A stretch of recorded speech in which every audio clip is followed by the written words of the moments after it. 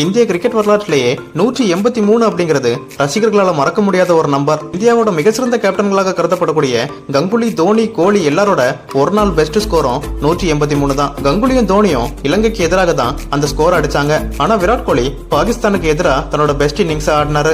எல்லா வருஷமும் ஐசிசி அறிவிக்கக்கூடிய ஆண்டோட சிறந்த அணில தொடர்ந்து விராட் கோலி இடம் பிடிப்பாரு. இதுவரைக்கும் விராட் கோலி கிட்டத்தட்ட 6 தடவை ஒரு நாள் அணிகள்லயும் 3 தடவை டெஸ்ட் அணிகள்லயும் இடம்பெற்று அசத்திருக்காரு. 2013 அர்ஜுனா விருது கிடைச்சது விராட் கோலிக்கு. கரெக்டா 4 வருஷம் கழிச்சு பத்மஸ்ரீ பட்டமும் கிடைச்சது. 2018 விளையாட்டுத்துறையோட உயர்ந்த விருதான ராஜீவ்காந்தி கேல் ரத்னா விருதும் அவருக்கு கிடைச்சது.